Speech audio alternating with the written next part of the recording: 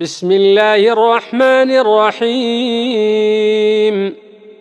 الحمد لله الذي أنزل على عبده الكتاب ولم يجعل له عوجا قيما لينذر بأسا شديدا من لدنه ويبشر المؤمنين الذين يعملون الصالحات أن لهم أجرا حسنا ماكثين فيه أبدا وينذر الذين قالوا اتخذ الله ولدا ما لهم به من علم ولا لآبائهم كبرت كلمة تخرج من أفواههم إن يقولون إلا كذبا فلعلك باخع نفسك على آثارهم إن لم يؤمنوا بهذا الحديث أسفا إنا جعلنا ما على الأرض زينة لها لنبلوهم أيهم أحسن عملا وإنا لجاعلون ما عليها صعيدا جرزا أم حسبت أن أصحاب الكهف والرقيم كانوا من آياتنا عجبا إذ أوى الفتية إلى الكهف فقالوا ربنا آتنا من لدنك رحمة وهيئ لنا من أمرنا رشدا فضربنا على آذانهم في الكهف سنين عددا ثم بعثناهم لنعلم أي الحزبين أحصى لما لبثوا أمدا نحن نقص عليك نبأهم بالحق إنهم فتية آمنوا بربهم وزدناهم هدى وربطنا على قلوبهم إذ قاموا فقالوا ربنا رب السماوات والأرض لن ندعو من دونه إلها لقد قلنا إذا شططا هؤلاء قومنا اتخذوا من دونه آلهة لولا يأتون عليهم بسلطان بين فمن أظلم ممن افترى على الله كذبا وإذ اعتزلتموهم وما يعبدون إلا الله فأووا إلى الكهف ينشر لكم ربكم من رحمته ويهيئ لكم من أمركم مرفقا وترى الشمس إذا طلعت تزاور عن كهفهم ذات اليمين وإذا غربت تقرضهم ذات الشمال وهم في فجوة منه ذلك من آيات الله من يهد الله فهو المهتد ومن يضلل فلن تجد له وليا مرشدا وتحسبهم أيقاظا وهم رقود ونقلبهم ذات اليمين وذات الشمال وكلبهم باسط ذراعيه بالوصيد لو اطلعت عليهم لوليت منهم فرارا ولملئت منهم رعبا وكذلك بعثناهم ليتساءلوا بينهم قال قائل منهم كم لبثتم قالوا لبثنا يوما أو بعض يوم قالوا ربكم أعلم بما لبثتم فابعثوا أحدكم بورقكم هذه إلى المدينة فلينظر فلينظر أيها أزكى طعاما فليأتكم برزق منه وليتلطف ولا يشعرن بكم أحدا إنهم إن يظهروا عليكم يرجموكم أو يعيدوكم في ملتهم ولن تفلحوا إذن أبدا وكذلك أعثرنا عليهم ليعلموا أن وعد الله حق وأن الساعة لا ريب فيها إذ يتنازعون بينهم أمرهم فقالوا ابنوا عليهم بنيانا ربهم أعلم بهم قال الذين غلبوا على أمرهم لنتخذن عليهم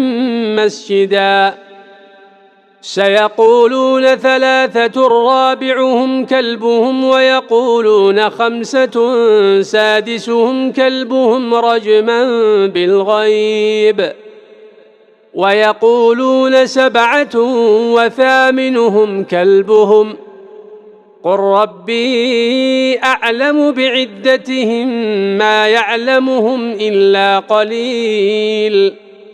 فلا تمار فيهم إلا مراء ظاهرا ولا تستفت فيهم منهم أحدا ولا تقولن لشيء إني فاعل ذلك غدا إلا أن يشاء الله واذكر ربك إذا نسيت وقل عسى أن يهديني ربي لأقرب من هذا رشدا ولبثوا في كهفهم 300 سنين وازدادوا 9 قل الله أعلم بما لبثوا له غيب السماوات والأرض أبصر به وأسمع ما لهم من دونه من ولي ولا يشرك في حكمه أحدا واتل ما أوحي إليك من كتاب ربك لا مبدل لكلماته ولن تجد من دونه ملتحدا واصبر نفسك مع الذين يدعون ربهم بالغداة والعشي يريدون وجهه ولا تعد عيناك عنهم تريد زينة الحياة الدنيا ولا تطع من أغفلنا قلبه عن ذكرنا واتبع هواه وكان أمره فرطا وقل الحق من ربكم فمن شاء فليؤمن ومن شاء فليكفر إنا أعتدنا للظالمين نارا أحاط بهم سرادقها وإن يستغيثوا يغاثوا بماء كالمهل يشوي الوجوه بئس الشراب وساءت مرتفقا إن الذين آمنوا وعملوا الصالحات إنا لا نضيع أجر من أحسن عملا أولئك لهم جنات عدن تجري من تحتهم الأنهار يحلون فيها من أساور من ذهب ويلبسون ثيابا خضرا من سندس واستبرق متكئين فيها على الأرائك نعم الثواب وحسنت مرتفقا واضرب لهم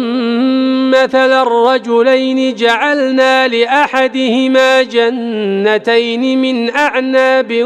وحففناهما بنخل وجعلنا بينهما زرعا كلتا الجنتين آتت أكلها ولم تظلم منه شيئا وفجرنا خلالهما نهرا وكان له ثمر فقال لصاحبه وهو يحاوره أنا أكثر منك مالا وأعز نفرا ودخل جنته وهو ظالم لنفسه قال ما أظن أن تبيد هذه أبدا وما أظن الساعة قائمة ولئن رددت إلى ربي لأجدن خيرا منها منقلبا قال له صاحبه وهو يحاوره أكفرت بالذي خلقك من تراب ثم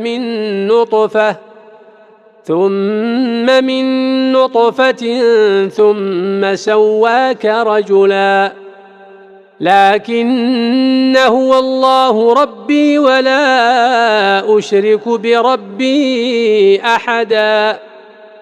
ولولا إذ دخلت جنتك قلت ما شاء الله لا قوة إلا بالله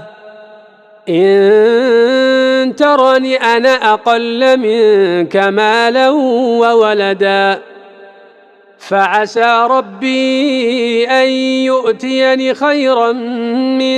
جنتك ويرسل عليها حسبانا من السماء فتصبح صعيدا زلقا أو يصبح ماؤها غورا فلن تستطيع له طلبا وأحيط بثمره فأصبح يقلب كفيه على ما أنفق فيها وهي خاوية على عروشها ويقول يا ليتني لم أشرك بربي أحدا ولم تكن له فئة ينصرونه من دون الله وما كان منتصرا هنالك الولاية لله الحق هو خير ثوابا وخير عقبا واضرب لهم مثل الحياة الدنيا كماء إن أنزلناه من السماء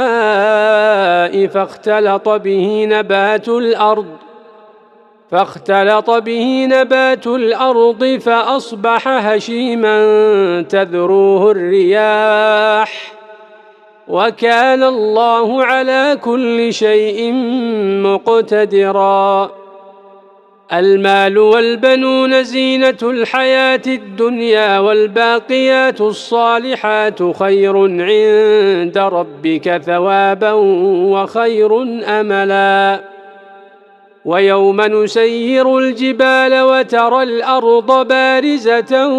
وحشرناهم فلم نغادر منهم أحدا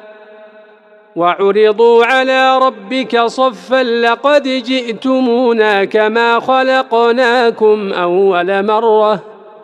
بل زعمتم أن لن نجعل لكم موعدا ووضع الكتاب فترى المجرمين مشفقين مما فيه ويقولون يا ويلتنا ما لهذا الكتاب لا يغادر صغيرة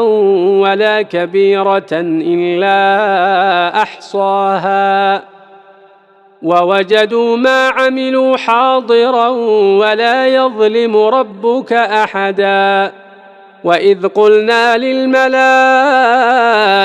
اسجدوا لآدم فسجدوا إلا إبليس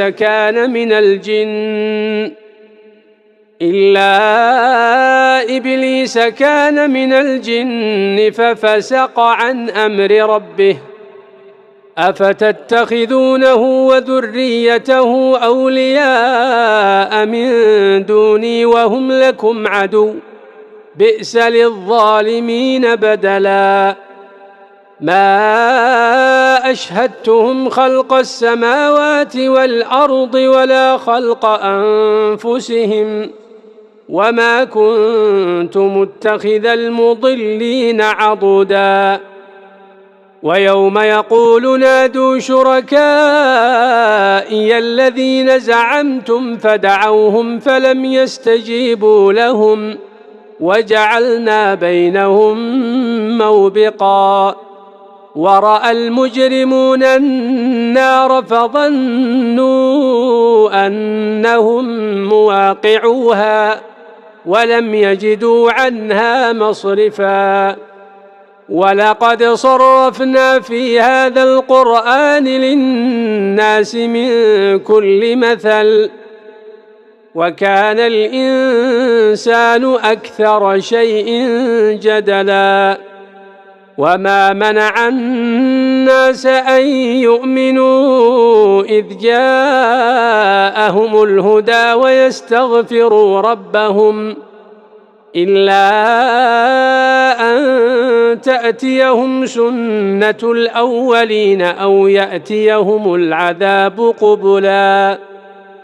وما نرسل المرسلين إلا مبشرين ومنذرين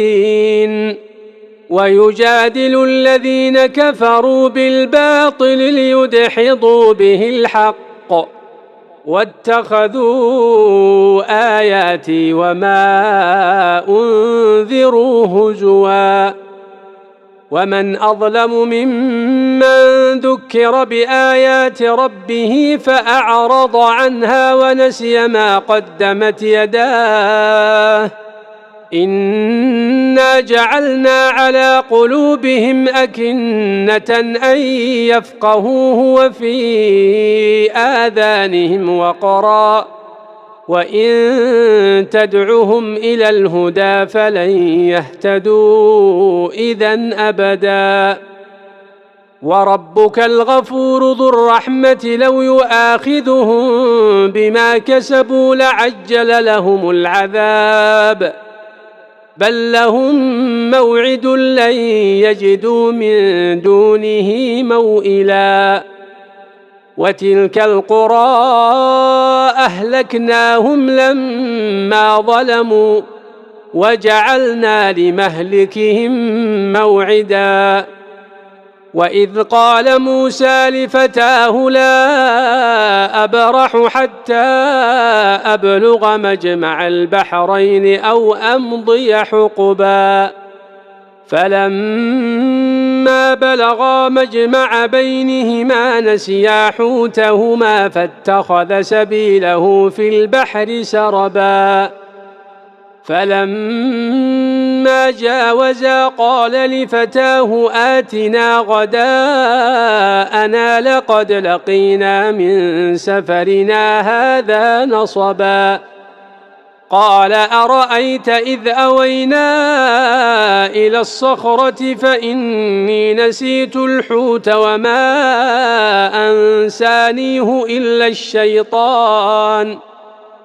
وما أنسانيه إلا الشيطان أن أذكره واتخذ سبيله في البحر عجبا قال ذلك ما كنا نبغي فارتدا على آثارهما قصصا فوجدا عبدا من عبادنا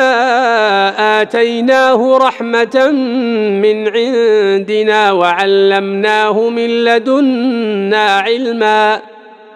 قال له موسى هل أتبعك على أن تعلمني مما علمت رشدا قال إنك لن تستطيع معي صبرا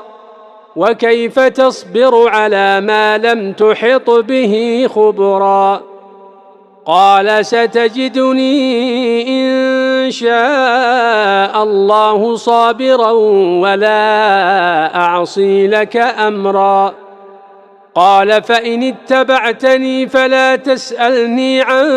شيء حتى أحدث لك منه ذكرا. فانطلقا حتى إذا ركبا في السفينة خرقها قال أخرقتها لتغرق أهلها لقد جئت شيئا إمرا. قال ألم أقل إنك لن تستطيع معي صبرا. قال لا تؤاخذني بما نسيت ولا ترهقني من أمري عسرا. فانطلقا حتى إذا لقيا غلاما فقتله. قال أقتلت نفسا زكية بغير نفس لقد جئت شيئا نكرا.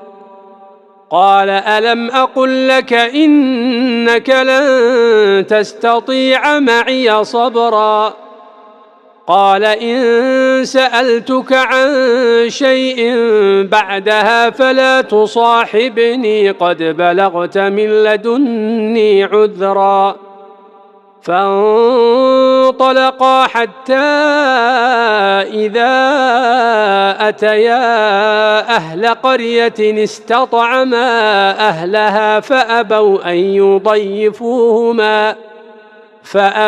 أن يضيفوهما فوجدا فيها جدارا يريد أن ينقض فأقامه.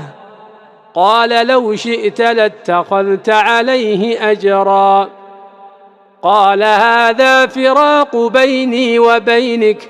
سأنبئك بتأويل ما لم تستطع عليه صبرا. أما السفينة فكانت لمساكين يعملون في البحر فأردت أن أعيبها وكان وراءهم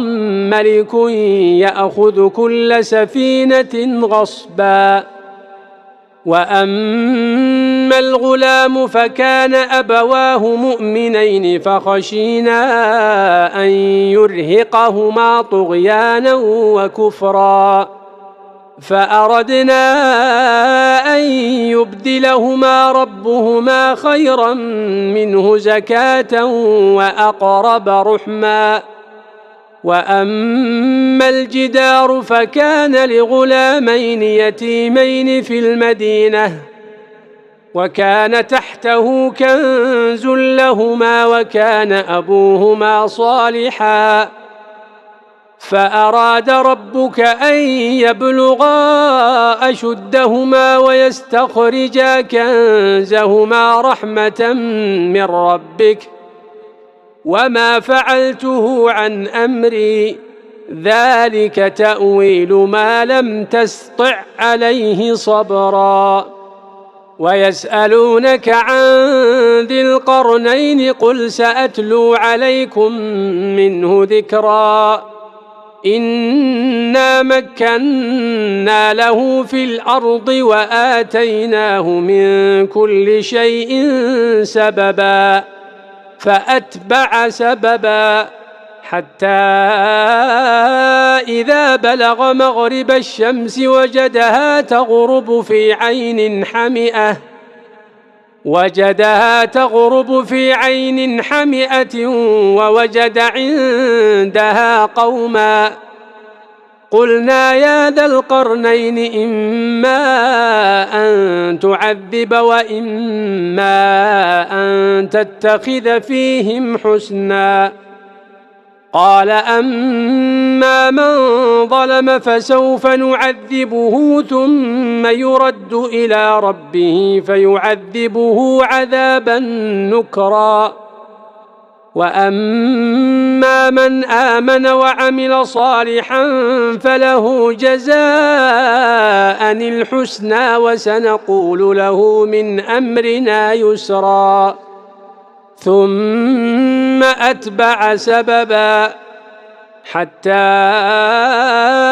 إذا بلغ مطلع الشمس وجدها تطلع على قوم لم نجعل لهم من دونها سترا كذلك وقد أحطنا بما لديه خبرا ثم أتبع سببا حتى إذا بلغ بين السدين وجد من دونهما قوما لا يكادون يفقهون قولا قالوا يا ذا القرنين إن يأجوج ومأجوج مفسدون في الأرض فهل نجعل لك خرجا على أن تجعل بيننا وبينهم سدا قال ما مكني فيه ربي خير فأعينوني بقوة أجعل بينكم وبينهم ردما آتوني زبر الحديد حتى إذا ساوى بين الصدفين قال انفخوا حتى